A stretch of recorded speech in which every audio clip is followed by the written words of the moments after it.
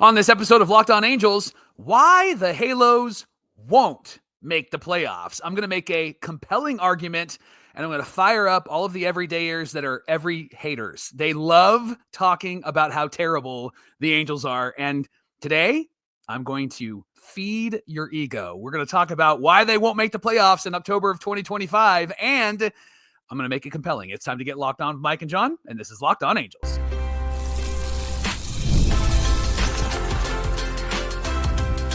You are Locked On Angels, your daily Los Angeles Angels podcast. Part of the Locked On Podcast Network, your team every day. Thanks for making Locked On Angels your first listen of the day. You can find us anywhere you get your podcasts, including Apple Podcasts, Spotify, and SiriusXM by searching Locked On Angels. And if you'd like to give back to the Super Halo Bros for all the Super Halo content, here's some things that you can do. Leave us a rate and a review on Apple Podcasts. If you're watching on YouTube, hit that thumbs up button. And if you're not subscribed already, please subscribe and help us to get to 10K by opening day. And whether you're watching or listening, you got to come over to YouTube, leave a comment. It's one of the best ways to get in touch with us and be a part of the conversation. And this episode of Locked On Angels is brought to you by Gametime. You can download the Gametime app, create an account, and use our promo code LOCKEDONMLB for $20 off your first purchase. Happy Monday to you, and thanks for being here for this episode of Locked On Angels, where it's your team every day. You've got the Frisch Brothers here with you, a.k.a. the Super Halo Bros. My name is John, and that's my brother Mike. And my name is Mike, and that's my brother John. It's our third off season here at Locked On Angels. We're here Monday, Wednesday, Friday for full episodes, and then we'll ramp back up to 5 days a week pretty soon, Mike, because spring training is just around the corner, and we'll get back on our regular schedule.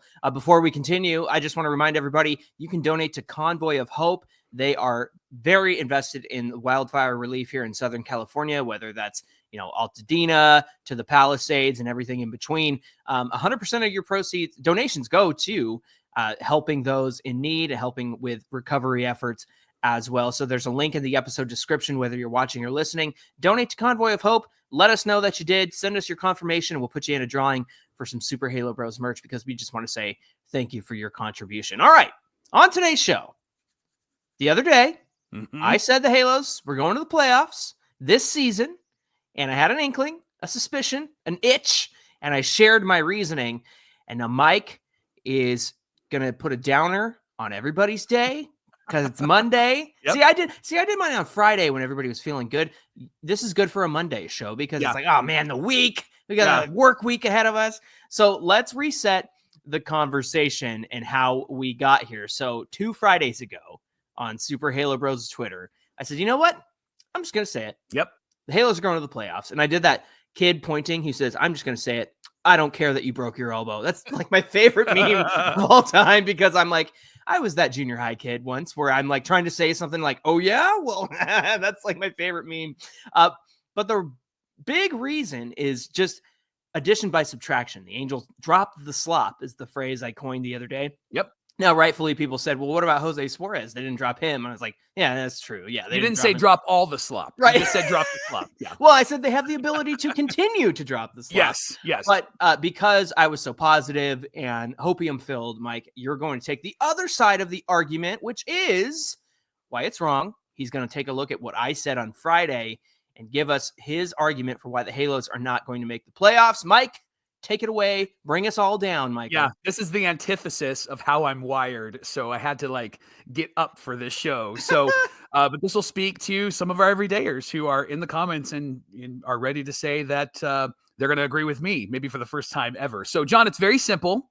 The Angels won't make the playoffs. And I got a phrase for you, because the Angels have high hopes. They have high hopes. Here's what I mean. You mentioned that they got rid of Griffin Canning. Canning at 31 starts, was an opener in 1 game. So 32 games he got into. His stats, 6-13, 5.19 ERA, 171 and 2/3 innings pitched, 130 Ks, a 1.398 whip. So who did they replace Canning with? Kyle Hendricks, who in 2024 went 4-12 with a 5.92 ERA, 132 and 2/3 innings pitched, 87 Ks, and a 1.45 whip. Worse numbers than Griffin Canning. Griffin Canning had a 0.3 baseball reference WAR. Hendricks had a negative 1.6 baseball reference WAR. And let me just take this even further. Griffin Canning versus Kyle Hendricks the last 2 years. Canning had almost 300 innings pitched, had a 1.60 home runs per 9, a 41.5% ground ball rate, an ERA of 4.82, a FIP of 4.84, and an expected FIP of 4.35. Now, Hendricks had less innings pitched, 267. His home runs per 9 was a bit better, 1.14. His ground ball percentage was about the same, 45%. His ERA, about the same, 4.18. His FIP, about the same, 4.38. And his expected FIP was about the same, 4.51. So in conclusion, the Angels got the same pitcher, but just a whole lot older. And I know that he can throw a first pitch strike more often than Griffin Canning, but Johnny, that's it. The Angels have high hopes that he is going to be better based upon the fact that he has this history of being really good, and not just last year where he was terrible, but he has a history of being really good. They basically got Griffin Canning for a lot cheaper, but he's also a lot older. What are your thoughts? Well, my thoughts there, I don't argue with the fact that he hasn't been great, especially last year. But Mike, I think recovering from being hurt over the last couple of years, I think that plays a huge factor into it. For me, it's Hendricks has been there before. And I understand, he's not going to throw hard, but the 45.5% ground ball rate, it seems like the Angels are leaning that way in terms of the kinds of pitchers that they want to utilize, especially somebody like Kohanowitz and how much we saw him get hitters to induce the ground ball. And so I think that when you consider where Hendricks has been and what we got with Griffin Canning, I just going over Canning's numbers over his career, he's been that way. He's been that way his whole career. And so I would rather bank on somebody who has the experience, has the ability to not only give some wisdom to the young guys, but also maybe even work well with somebody like Logan O'Hoppe as a pitcher. Like, he's been around the block to working with a lot of different catchers. And then my other takeaway is this: if Hendricks doesn't work out, it's $2.5 million, right? And so you can dump him, you can move him to the bullpen. He's not too prideful to go to the bullpen, especially at this stage of the game. And when you have the ability to move him around, I think that there's guys that you can go to, unproven guys, but at the same time, I would rather see those unproven arms that we're excited about come up and get some chances, like the Silseth and the Danas and stuff like that. Yeah, so you have high hopes, just like the Angels, in Kyle Hendricks. You also have high hopes in those young guys, John. And you mentioned that if they can't work things out with Hendricks, they can turn to one of 6 pitchers: Silseth, Bachman, Clausen, Altaguiri, Caden Dana, and Jack Kohanowitz, if he's not already in the rotation, because Reed Detmers is around as well. So let's talk about a couple of those pitchers. First, this was Silseth's 2024, the timeline of his 2024. April 8th, 2024, he was placed on the 15-day IL due to right elbow inflammation. In mid-June, he was beginning a rehab assignment. June 25th, he was reinstated from the injured list, was optioned to AAA Salt Lake. By the end of June into late July, he made 4 appearances in AAA, just 4. And then at the end of the month, he was again placed on the injured list because he was going back to being, working through some injuries. He was hit really hard. He had to go back to a rehab start. And then he underwent elbow surgery in early August. And so, Johnny, if the Angels are going to rely on Silseth, they've got high hopes because he's somebody that really doesn't have that proven track record that you've talked about. And then Sam Bachman, he was limited to 16 starts and 61 2/3 innings in the minors after recovering from shoulder surgery. Only 6 starts the previous year. Johnny hasn't been good. His ERA has been over 5 the last 2 seasons in the minors. And then you talk about Clausen, Altaguiri, Dana. Sounds great. All very unproven commodities. And I get that they're exciting pitchers, but they're definitely not ready. And then you have Kohanowitz and you have Reed Detmers, who have a ton of questions around them. Can Kohanowitz repeat what he did last year? And even more so, will the Angels actually give him an opportunity, John? That's the bigger question. Will they give him a spot in this rotation? Because I think that Reed Detmers is ahead of him, and I think that Reed Detmers is going to pitch, and they're going to give him a shot because of the tension that they felt last year, keeping him in the minor leagues. And the question is, can Reed actually do anything? So there's a lot of high hopes there, right? Would you agree with me? Yeah, you look at the injury histories that are going on with Silseth and Bachman. I honestly, I think the fact that Silseth has done what he's done at the major league level and have the ability to recover in the minor leagues, and the same goes for Bachman. They might even use Bachman out of the bullpen, which I think might be the plan coming up. Yeah. As far as the tension between Dana and Kohanowitz, that I'm with you there. I'm like, obviously go with Kohanowitz, but I know that that's probably not going to be how the Angels operate because they never do what I want them to do. Right. And John, let's talk about the offseason strategy for a minute. So Angels signed a quality free agent pitcher. They traded for they traded a struggling pitcher for a big bat. And then the Angels got an additional infielder.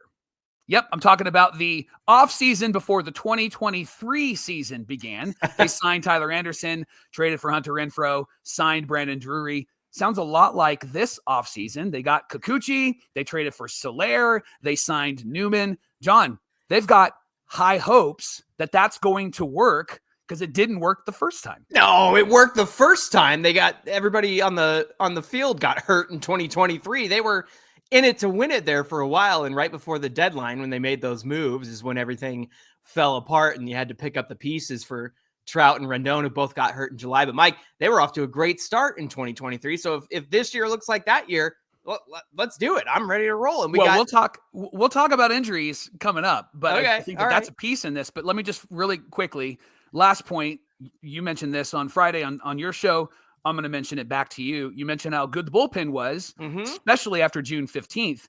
But Angel fans, let me remind you how volatile bullpen pieces are, because the Angels, if they're the epitome of bullpen pieces not working for them. We have all of these young guys that potentially could grow this season, and we have Robert Stevenson coming off the injured list. But the truth is, they've got high hopes that Robert Stevenson is going to be the guy that he was in Tampa Bay and not with the Pittsburgh Pirates. They've got high hopes that Ben Joyce and some of the other young pieces are going to continue to repeat what they did last year. Now there's footage on them. And so people are going to begin to figure out what they can and cannot do. John, when it comes to the pitching staff in 2025, the Angels have high hopes. I think they're better off than they've been in a long time. And so for me, obviously with injuries and luck and skill and all the things that come along with the actual game of baseball, I think it's important to say, yeah, it could sway either way. But if things are working the way that they're supposed to, I think that it's okay to have some high hopes, especially with that bullpen. Now, are they done building the bullpen? No, they need to add more pieces. And I think that they will between now and spring training, because that's usually the time of the year where they do that. At the same time, I like the 5 guys that they're coming into the season with that were in that bullpen last year. So I think that's where my hopes come from. But make a compelling case here, my brother. There's some good back and forth that we can have, and we're going to continue the conversation. But thanks for making Locked On Angels your first listen of the day. Coming up, let's talk about the high hopes the Halos have on the hitting side, and then Mike's going to put a bow on this conversation. We'll get into all of that in just a minute. Hey, today's show is brought to you by our friends at Gametime. You guys know that when you need to go to a live event, Gametime is the place to go, whether it's sports, music, comedy, theater, so much more. It's all available in the Gametime app. I've used it before. Mike's used it before. We've used it for concerts and theater, even Angel games. To get to Angel games, we use Gametime. And right now, Gametime's made it even easier to get your tickets to your favorite events with their new feature, Gametime Picks. It filters out the fluff to show you the incredible deals on great seats, so you don't have to waste time searching through a bunch of tickets. They'll put what you want right in front of you. Now, with Gametime Picks, there's amazing deals on there. You can even view where you're going to sit before you buy and see the view from where you're going to sit. So that way, there's no foul pole or anything like that in front of you when you're trying to watch the game.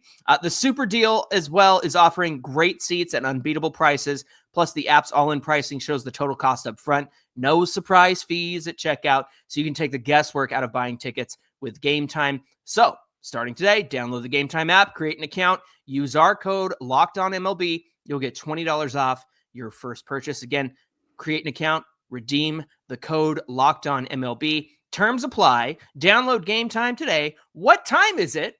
It's game time.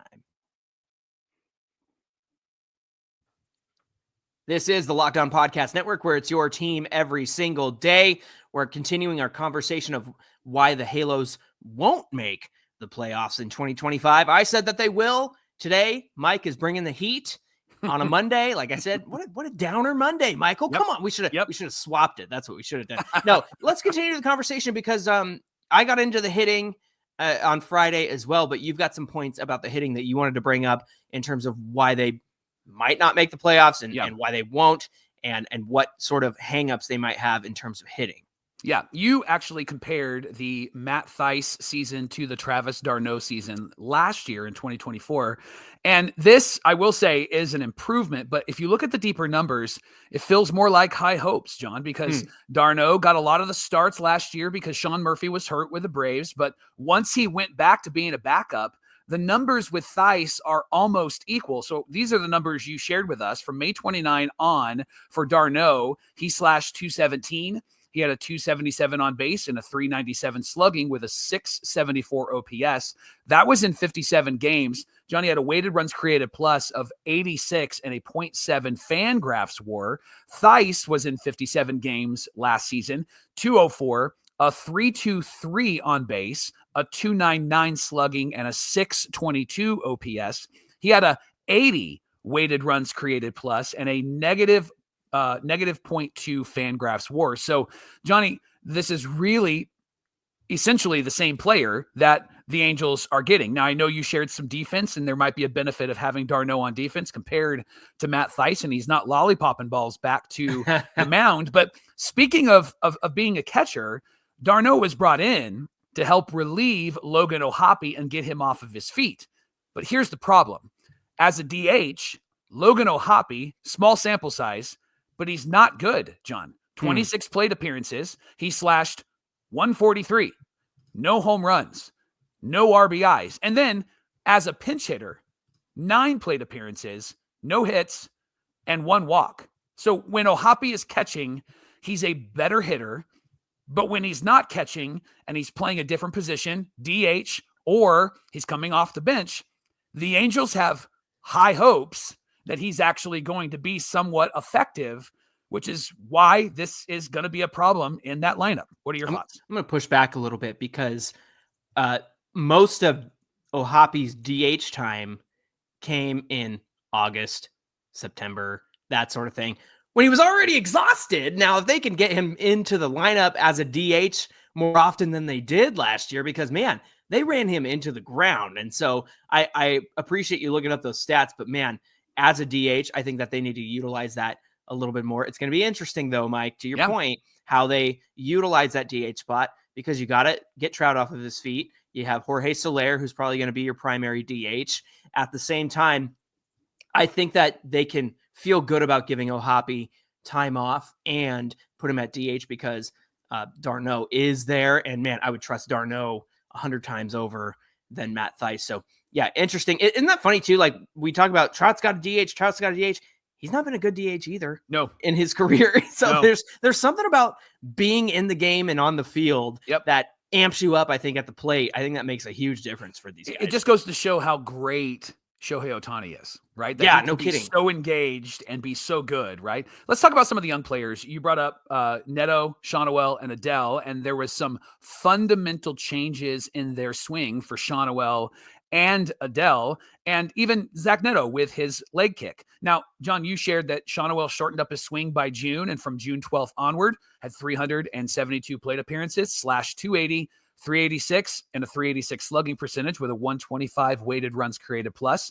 Adell, by July and August, actually dialed back his bat speed, and he wasn't trying to hit as hard as he could, which actually led to less swing and miss and more contact in the zone. His hard hit percentage sounds great, Mike. It sounds really good, right? It sounds really good. Here's the problem, Johnny. Angels have high hopes that they're going to continue to do this and improve on this. And you're asking 2 young guys, one being Joe Adell, who, Johnny, in one season has not yet had 600 plate appearances. He's only had at least 400 in his career, and it was last year, right? And then Mm-hmm. Sean Noel, who has had last year at least 600 plate appearances, he's at first base, and at first base is typically when you have a power hitter, and is that pressure going to get to him again? Is he going to be the guy that he was trying to be at the beginning of 2024, and then he's going to have to adjust again because he is a young guy, he's impressionable. The Angels have high hopes that these guys are going to continue to understand what they need to do in 2025. Hey, you know what? It might not be a problem if Pete Alonso comes to Anaheim, according to all the reports. And I saw the interview with Steve Cohen, and he was like, you know what? I'm kind of tired of dealing with all that. Yeah. It was from the Mets get up the other day. So yeah, that was interesting. But I'm with you. I mean, there's a chance it goes either way, where it's like, did you digest the fundamental changes that you've made at the plate? Like, did they sink in? Right. Did it go into your brain? You know, all these things. Yeah. Yeah. And that's the thing, Mike, is like, there have been moments where it's like, oh, this guy's changed. This guy has changed his swing, or maybe it's a pitcher where, oh, they changed their delivery in this sort of way. And, you know, there's been moments like that for the Angels over time. And then there have been moments over the last couple of years where it's like, what happened to the guy who was doing this? Or what happened when you were doing that? I mean, and then some of the fundamental changes they try to make, like Matt Wise trying to make Reed Detmers a ground ball pitcher. It's like, come on. He is not a ground ball pitcher. And so I am hopeful that this staff has the ability to really hammer home the fact that, hey, guys, you made these fundamental changes. Let those things into your brain and meld and compute and sink in, right? So that's a big if, and you're right. Now, one last thing in this segment, as we talk about hitters, let's talk about Zach Neto, who was the most consistent hitter for the Halos last season. But Johnny, he got off to a terrible start. He hit 239, had 286 on base, a 380 slugging percentage, and a 666 OPS. He was devil-like. He was terrible and didn't come through there. And when he's healthy, he's really good, but he needs time to get there. Now, Neto, all indications are he's going to start the season on the IL. And it took him until about May last year to get hot. Now, without an April, Neto could possibly not get hot until later in the season, which could be a benefit to the Angels. But those first few months, the Angels got to get off to a good start because they are notoriously terrible, slow starters. Yeah. And so having Zach Neto take his time and not be in there, and then when he gets in there, having to figure out like all of the things that you just talked about, the downloading into the brain. Am I going to do the leg kick or not? Did I forget all of that stuff? Johnny, the Angels have really high hopes that these young guys are going to perform to the level that they did last year, but actually begin to get better. Again, it goes back to they really have high hopes. Yeah, I think you have to consider too, what's your belief in these young guys and their ability, especially with somebody like Zach Neto, to attribute his struggles at the beginning of the year to, you know, the leg kick and the adjustments and all of that. I think that makes sense. So I don't think he'll come into the season, you know, repeating all of the things that, you know, caused him to have such a terrible start. I'm just worried about the shoulder. I'm worried about the fact that he's going to have to recover and it's going to take some time. And, you know, it's one thing to practice and get in the cage and see, you know, simulated major league pitching, or even, you know, have a bullpen session against somebody or a throwing session and a hitting session against one of your teammates. But to get in there and see actual major league pitching, I think that's, you know, a worthy concern when it comes to Zach Neto and his ability to be ready in time for the season. And like you said, might not heat up until late May, early June, depending on when he comes back.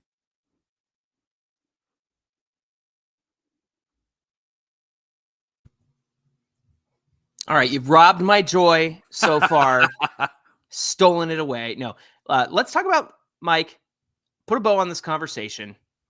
Why are the Halos not going to make the playoffs in 2025? John, their strategy this offseason was similar to their strategy from the 22 to 23 offseason. Got some new players. I hate it. I get that. I get all that. But here's the problem. That year, they had to rely on their big players. And this year, they're continuing to rely on, quote unquote, their big players, Trout and Rendon. Now, Trout, I can understand because he has shown when he's healthy to be really good. 10 home runs in 29 games last season. And like you've mentioned on this show, get ready for the when are they going to trade Trout conversation when he actually has a great start. But Rendon, John, Rendon doesn't have his legs, No. and he doesn't have his hips. And the Angels are going to need Anthony Rendon because Neto's going to be out, which means Newman's going to play short and Renjifo's going to play second. And so who's going to play third? It's going to be Anthony Rendon. So they're going to be relying on him for at least a time to start the season, maybe the first month, 2 months of the season. Now, Christian Moore is a conversation that could come up. He could play second base and Renjifo plays third base, but Christian Moore, they got to have high hopes that this guy is actually going to give more than Anthony Rendon, right? Because he hasn't seen major league pitching. He looks to be somebody that could potentially be ready. Spring training might be a time where we get really excited for him.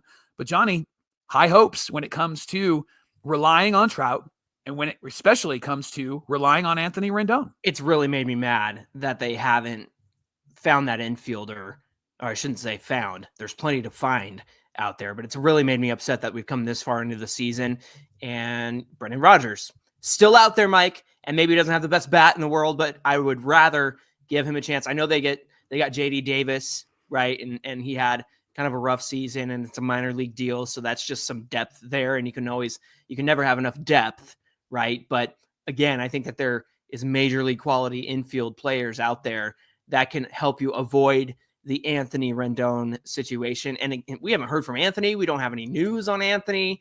And it seems like indications are he's going to be ready for spring training, but man, we have to have this stupid conversation every single season coming into the year and coming into spring training of, what's going to happen with Rendon? I'm so tired of that. I wish that they would just solve that by adding an infielder that they can count on. Yeah, and then when it comes to the pitching staff, John, high hopes that Kikuchi is going to be an ace. He's not really been an ace in his career. High hopes that Soriano, who had arm fatigue last year, can handle a full season. Yeah. High hopes that Tyler Anderson is going to be a quality third starter. High hopes that Kyle Hendricks will be good with a combination of Kahanowitz and Reed Detmers to round out this rotation. They've got high hopes, Johnny. And here's the reality. The Mariners pitching staff last year had an incredible starting five. Mm-hmm. Their worst pitcher was Brian Wu, who only pitched in 21, who only had 21 starts. Their highest ERA was from Castillo, 3.64.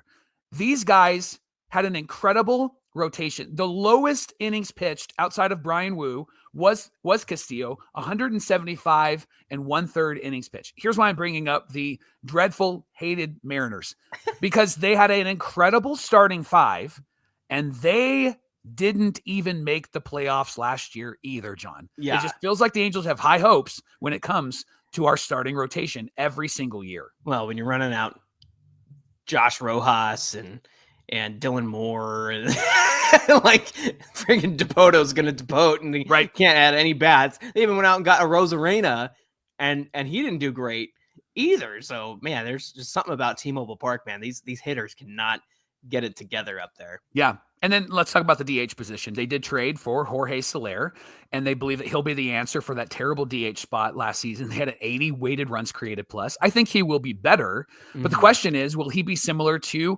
Hunter Renfroe, who came in to play right field and had great numbers, 20 home runs in the last 5 years, and he comes in and he can't hit with runners in scoring position to save his life. And then he goes to the Royals and suddenly can hit with runners in scoring position to save their team. And so that's been a frustrating thing. And speaking of the Royals, they had a huge win improvement, right? They went from 50 some wins to 86 wins last year, almost 30 games in improvement, but they went and got a couple of pitchers and they went and got a couple of bats. The Angels, if they're gonna make the playoffs, they're going to have to improve by 25 to 27 wins. They're going to have to get 27 wins to get to 90, one pitcher, one hitter, a few quality backups, and the belief that the young guys will play like veterans. They've got high hopes. And that's why I'm convinced, or at least Negative Mike today is convinced, that the Angels will not make the playoffs in 2025. Well, there you go. That about settles it. And so you've convinced me. I take back everything I said on Friday. No, I'm just kidding. You can't steal my joy, Michael. You can't ruin my day, Michael, because I still think they're going to sneak in. I understand everything that you've added here, and I think it's all very valid and all things worth discussing for sure. And so if we're going to be reasonable fans who have reasonable takes, I think it was kind of fun for me to point out the fact that I think this team can sneak in, but on the very opposite side of the coin, it doesn't take much for things to go wrong, I suppose, where the bottom falls out. But that's the thing, is I feel like every year the bottom falls out on this team. You get a losing streak in 2022 when they start off with a great record. 2023, they're working their way toward a wild card spot. They make the trades and everybody falls off. So it's just like, I hope that there is something that they can do where the bottom doesn't fall out. And so I'm hoping that for somebody like Kikuchi, you can rely on to make all of his starts and stay healthy. Tyler Anderson did that last year. I know that he dipped off in the second half, but again, it's just like, you guys have to figure out how to make it so that the bottom doesn't fall out of this team, because it's one thing to like, oh man, we had a rough week. Like we went, 2-5 or whatever, but it's another thing for just everything to go wrong. Right. And it's like, oh, we're down in the sixth string backup to the shortstop. And that's where they end up every single year. And so it's going to take a lot for them not to do that. And a lot of things have to go right, and they have to stay healthy and all of that kind of stuff. Trout's got to be on the field. Trout's got to play. Trout's got to hit. He's got to do all that stuff. I think that he can. But what I'm trying to say here is these are all very reasonable things that can happen throughout this year, and things that, again, the game of baseball brings to light. And the beauty of baseball is everything I said on Friday can be true, and everything that you said today can be true. And I think that's the beauty of baseball. That's the risk you take. And that's why being a fan is so heartbreaking sometimes. But then when things all come together and you have a run, I don't know, kind of like the 2002 Angels had their run, Mike, and just a stroke of good things happening over and over and whatnot. That's when it feels really good. So yeah, I still think they can sneak in. But again, both of these things can be true. And that's the beauty of baseball, and that's why we watch. Hey, thanks for making Locked On Angels your first listen of the day. This is going to be the highest rated show ever because all the negative Nellies are going to find it, John. Now for your second listen, you can check out Locked On MLB with our friend Soli. You can find his show on YouTube or wherever you listen to podcasts. All right. Did you get that out of your system? Do you have a bad taste in your mouth? Maybe that's why my voice is really scratchy still. Hey, we appreciate you being here with us today. If you want to give us a follow on social media, you can do so on Twitter at Locked On Angels and at Super Halo Bros on Twitter and Instagram. Whether you're watching or listening, come on over to today's show, get in the comments section on YouTube, and let us know what you think about Mike's takes for today. Mike, when we come back on Wednesday, what do we have on deck? Well, the new phrase for maybe people who watch the Angels is dumpster diving. It's not new, actually, but that's the new phrase everybody loves to throw out there. Tim Anderson's on this team now. JD Davis has been signed to a minor league deal.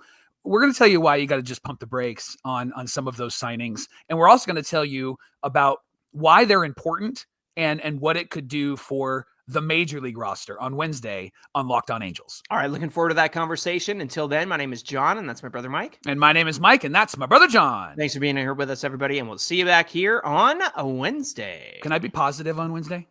Yeah, I'll be negative. I'm just going to be positive from here on out, starting now.